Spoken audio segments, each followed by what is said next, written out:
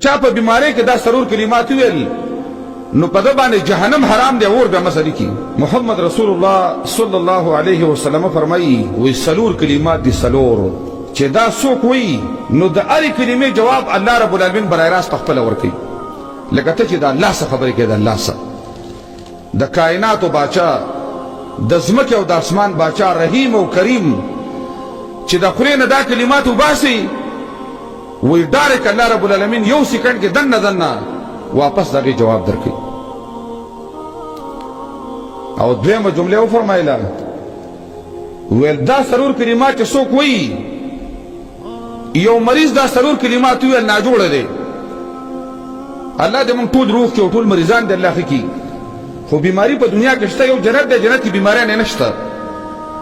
دې بیمار دی په تبه باندې پروت دی په کینسر باندې دی په تور زړی باندې دی د ګردې مریض دی.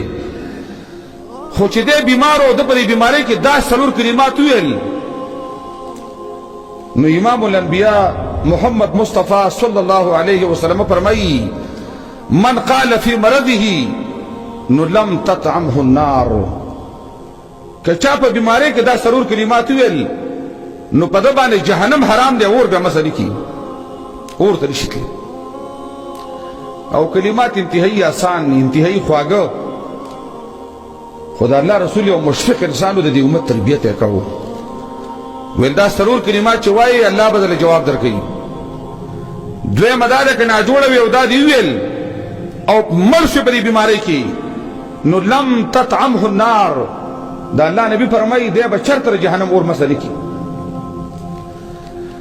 هغه سرور کلمات دادی صحیح حدیث د الله رسول لا اله الا الله والله اکبر لا اله الا الله وحده لا شريك له. درم لا اله الا الله له الملك وله الحمد. او سرورم لا اله الا الله ولا حول ولا قوة الا بالله. وسنا الله نبی فرمایي چې کله یو مسلمان مؤمن دسی وي چې لا اله الا الله والله اکبر نشته بل اله نشته حقدار د بندګۍ نشته بل معبود سوا دی والله نه او الله د ټولو لوی دی. الله رب العالمین لوی دی. نه امریکای سره بیواله شته نه برتانیې سره شته نه د چین سره شته نه د وزیر اعظم سره شته نه د خان سره شته. لوی چې دی نو زمونږ هغه لوی الله دی. وی چې څنګه څوک دا وی رب العالمین وی چې لا اله الا انا وانا اکبر بل اله نشته سوا زمانہ او ذلوین. دویمه کلمه چې دا بنده وی چې لا اله الا الله وحده لا شریک له لایق د بندګۍ یو الله دی یو ذات دی شریک ولا نشته. وی رب العالمین جواب ورکی چې لا اله الا انا وحدي ولا شريك لي بل اله نشته سوا زمانه زي ما یو اله او زي आवाज ذات ما زمانه سره شریک نشته. ني وزیران شته ني شریکان شته ني مشیران شته. صمد ذات دی غنی ذات دی.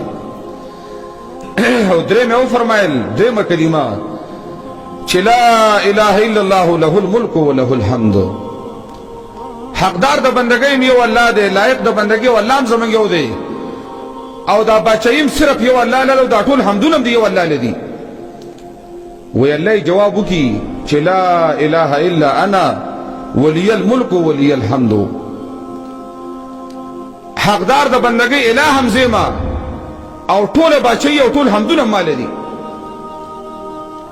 او چې دا وی لا اله الا الله ولا حول ولا قوة الا بالله نشته بل اله سوا د الله نه او نشته بچ کېدل د ګناه نه نشته طاقت د نیکی مگر د الله په مدد. وی الله فرمایي چې لا اله الا انا ولا حول ولا قوة الا بي. دا کلمات دي ډېر انتهایی آسان دي ځکه دا کلمه خو موږ یاد کړې ده. لا اله الا الله ورچاله ورزي خو لا اله الا الله والله اکبر لا اله الا الله وحده لا شريك له لا اله الا الله له الملك وله الحمد او لا اله الا الله لا حول ولا قوة الا بالله. د هرې جملې جواب رب العالمین تعالی درکوي. او دویمه دا ده که کوم مریض چېرته په مرض کې دا وویل او دی مړ شو نو د الله نبي فرمایي ډایرکټ جنتي دی اور ته به لاړ نه شي.